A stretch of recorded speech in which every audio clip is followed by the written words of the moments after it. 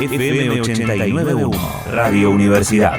Pero es momento de una nueva entrevista, en este caso para charlar de actualidad, sobre todo por el tema de despidos, ¿no? de rebajas en sueldos, algo también muy polémico se está dando durante esta cuarentena, y es por eso que vamos a charlar con Matías Cremonte. Él es el presidente de la Asociación de Abogados y Abogadas Laboristas, y además, por supuesto, es abogado laborista que tiene palabra más que autorizada para interiorizarnos en lo que está sucediendo. Matías, ¿cómo te va? Buenas tardes. Gabriel Ivanina, te saludamos.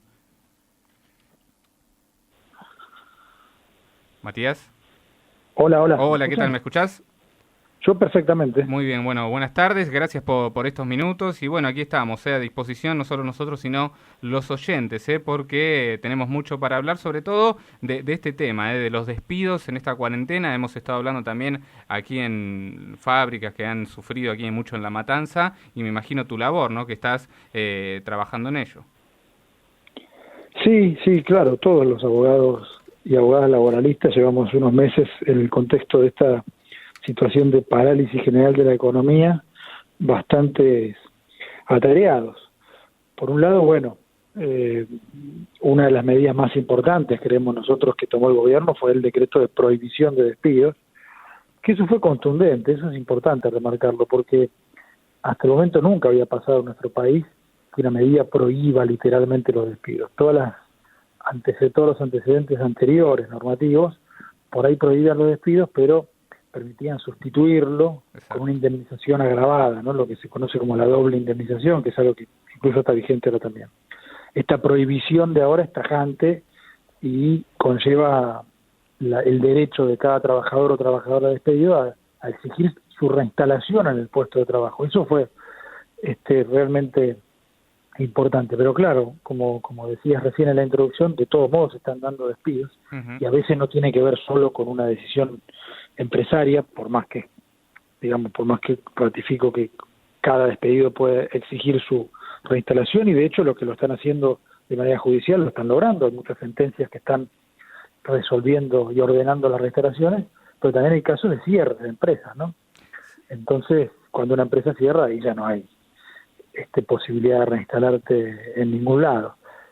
Y ahí lo que cobra relevancia es, bueno, el otro aspecto de las políticas del Estado, que son las que atienden las consecuencias económicas, ¿no? Que también son muy importantes, pero bueno, evidentemente también es muy difícil resolver en la situación de una parálisis total de la producción y de la economía, ¿no? Sí, por eso muchas empresas se atajan de ello, ¿no? De la producción que está parada, en que no pueden pagar la totalidad de los sueldos, y es por eso también el trabajo del Estado para completar los mismos, ¿no? Me imagino que también ese es otro de los temas. Bueno, recordemos que no es menor que el Estado está pagando en algunos casos el 50% del salario. Exacto. En concreto pone 33.000 pesos de salarios superiores a 60.000 pesos. Y por otro lado se han reducido muchísimo las cargas patronales, ¿no? Los aportes, con lo cual no es tanto lo que debe poner el empleador.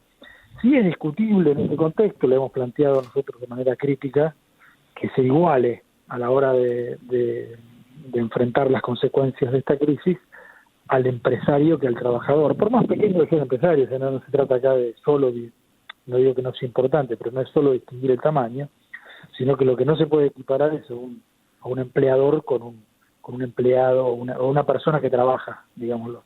Entonces, de algún modo se impuso la teoría que se conoce como del esfuerzo compartido. Entonces el Estado pone la mitad y después luego pone el empresario el 25% y el trabajador el otro 25%. Me refiero a las reducciones de salarios de suspensión que proliferaron luego del acuerdo entre la dirección de la CGT y la Unión Industrial, con el aval del Estado, que permitió de manera muy rápida esas reducciones de los salarios de suspensión. Y ahí también se genera otra situación muy importante en el mercado de trabajo, volviendo a tu pregunta sobre nuestra actividad como abogados, ¿no? Porque, bueno, la mayoría de los trabajadores, en algunos casos se hizo con acuerdo de los sindicatos, pero en otros no, es decir, que ahí hubo muchas rebajas salariales también nulas, ¿no? O irregulares, porque la ley lo permitía solo con acuerdos, pero aún en el caso de acuerdos hubo aumentos salariales que hasta superaron ese piso del 75%.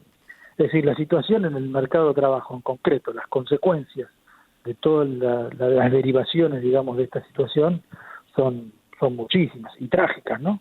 Sí, sobre todo aclarar siempre que esta baja también de empleos, de trabajo, también viene de hace unos años y no es solo de la cuarentena, sino también la pandemia en general, ¿no? Por lo que se ve a nivel regional e internacional. Sí, desde luego. Ese es el problema, de algún modo. Sí. El punto de partida, ¿no? Porque venimos de muchos años, de varios años de recesión económica, pero en concreto la caída del empleo y la pérdida del poder adquisitivo de los salarios venía siendo ya marcada. Los estudios hablan de más o menos un 20% en promedio que han perdido los salarios en términos reales, ¿no? De poder adquisitivo en los últimos 4 años. Pero a eso hay que sumarle que en el 2020 no hubo prácticamente renegociaciones colectivas salariales, es decir, la actualización de las escalas salariales. Queremos decir entonces que sobre salarios del 2019, que ya han perdido en estos meses, Sí. bueno, y en los meses del 2019 también, pero incluyendo los del 20, muchos puntos, mucho poder adquisitivo, se le suman en estos casos, además, la reducción nominal de los salarios, siempre hablando de las empresas que no están trabajando, ¿no? Las que continuaron trabajando deben pagar siempre el 100% de los salarios. No hay una reducción salarial de aquellos que trabajan, pero sí de los que quedaron suspendidos. ¿Qué tal, Matías? Buenas tardes. Vanina te saluda. Hola, Vanina, buenas tardes. Buenas tardes. ¿Qué pasa con aquellas personas que, por ejemplo, estaban exceptuados, que tenían que salir a trabajar, pero que no podían hacerlo porque no tenían con quién dejar a sus hijos, entonces no les quedaba otra que no ir al trabajo y no les pagaban el sueldo? ¿Hubo denuncias de ese tipo?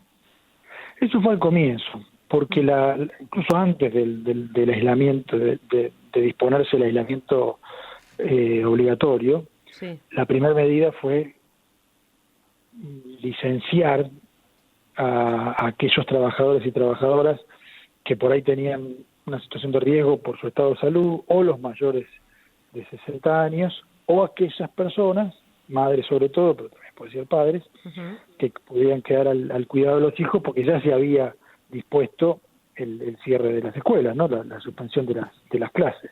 Sí. Y no había sido tan claro el decreto que dispuso eso, sobre todo respecto de las licencias para los quienes se quedaban cuidando a hijos o hijas, y entonces muchos empleadores en ese tiempo, ¿no? Eso fue un tiempo breve, ¿no? Entre que se dictó esa medida y luego ya el aislamiento general, que de algún modo lo aclaró, Uh-huh. pero esa primer resolución del Ministerio de Trabajo lo dejaba de manera confusa y muchos empresarios, mostrando desde luego su peor cara, ¿no? Interpretando con absoluta mala fe esa norma, decían, bueno, tienen el derecho de no trabajar, pero eso no significa que haya que remunerarlos, era algo absolutamente absurdo. Pero sí generó muchas discusiones. Eso quedó de todo modo zanjado luego cuando se decretó el aislamiento y se prohibió casi toda la actividad, y lo que comenzaron fueron actividades exceptuadas, es decir, se invirtió el criterio. La mayoría de la población estaba aislada, la actividad económica estaba prohibida y algunas actividades estaban exceptuadas. Dentro de las que estaban exceptuadas, aquellos que mantenían la situación anterior, es decir, riesgos de salud, mayores de 60 o que queden al cuidado de niños o niñas escolarizados, mantenían ese derecho a la licencia, y ahí sí, por supuesto, de manera remunerada, igual que si hubieran estado trabajando, es decir, sin ningún tipo de reducción. Sí, sobre todo, como decías, Matías, cambió todo, ¿no? Lo mismo que al comienzo de la cuarentena, ¿no? Como se decía, bueno, 2 meses de prórroga sin suspensión, 3 meses, ¿no? Como que esto se iba extendiendo y ahora, por suerte, hasta fin de año. Me imagino que fue una buena noticia también. ¿Te referís a la prórroga de la prohibición de los despidos? Correcto, sí, sí. Sí, por supuesto, había un temor. Eso, reitero, fue una medida muy importante. Algunos países la habían tomado ya en este contexto, pero que Argentina la tome fue muy importante, porque justamente todos estos incumplimientos que estamos ahora rememorando o mencionando de parte de los empresarios, muchas veces encuentran la aceptación tácita, y no es aceptación de luego, del trabajador o la trabajadora, porque el temor a que la consecuencia del reclamo sea el despido siempre está presente. La prohibición del despido, desde luego, también colabora, sobre todo de manera fundamental, además de la tranquilidad de cada persona, de que sabe que en este contexto, aunque esté licenciado, no va a perder el trabajo, por lo menos por despido sin causa. Además se suma que, bueno, de algún modo eso también refuerza el derecho al reclamo por el cumplimiento de todas estas normas, sin que la consecuencia pueda ser un despido como represalia, ¿no? Por supuesto, ¿no? Y además con el labor de abogado laborista en estos momentos, como lo dijimos al comienzo, también el doble trabajo, ¿no? Porque algunos están trabajando desde casa, otros que de a poquito en algunos lugares de la provincia le están dando permisos. ¿Nos podés contar cómo está la situación de ustedes también? No, en el caso de los abogados es una actividad que no está exceptuada. Es cierto, comenzó a flexibilizarse en algunos lugares, pero lo que es el AMBA, digamos, y la fase en la que estamos, el trabajo de los abogados y las abogadas de todas las ramas sigue siendo desde casa, digamos, y está prohibida la circulación. Y lo propio, eso es cuestionable, ¿no? De hecho, muchas asociaciones de abogados han planteado, los colegios públicos, nosotros también, buscar alguna manera de que se pueda flexibilizar, porque conflictividad en el caso nuestro laboral sigue existiendo y mucha. Sí. O sea, a veces se requiere del trabajo en el estudio o del contacto más cercano con los representados. Pero el mayor problema es que los tribunales están prácticamente parados, funcionando como si estuviéramos en enero, que es la feria judicial, que todo el mundo conoce, que no hay tribunales durante ese mes, salvo en emergencias. Y los tribunales del trabajo, es decir, están prácticamente paralizados. Hay tareas, se sigue trabajando dentro de los tribunales también de manera remota, pero para que un caso sea tratado de manera en este momento requiere que tenga una urgencia y que el juez o la jueza que lo analiza entienda que hay una emergencia que amerita habilitar la feria, así se llama. Entonces, bueno, en términos generales, el acceso a la justicia, que es un derecho fundamental de todos ciudadanos, pero especialmente de los más vulnerables, entre los cuales están las personas que trabajan, está seriamente limitado. Bien, a eso también queríamos aclararlo, ¿no? También para que nos cuentes vos, como en primera persona, también lo que están sucediendo, ¿no? Cómo se están adaptando estos momentos, que bueno, como bien vos decías, es lo mínimo indispensable, entonces, el labor. Por parte de tribunales, ¿no? Sobre todo. Bueno, se trabaja mucho, desde luego, por todo lo que estamos hablando, pero no de manera normal, y lo que deba judicializarse está limitado a lo urgente, a criterio del Poder Judicial, ¿no? Por supuesto. Matías, te agradecemos estos minutos, la aclaración de lo que está sucediendo, sobre todo con tu labor, y bueno, el tema de despidos, reducción de sueldos, que ojalá se siga acomodando un poco mejor. Bueno, al contrario, gracias a ustedes. Buenas tardes. Gracias por estos minutos. Ahí pasa Matías Cremonte, presidente de la Asociación de Abogados y Abogadas Laboristas, en estos momentos donde se han escuchado, por supuesto, temas de reclamos que siempre son válidos, y esta, por supuesto, opinión positiva, ¿no? del trabajo que está realizando el Gobierno Nacional. Desde la Universidad Nacional de La Matanza, Radio Universidad FM 89.1. Siempre cerca.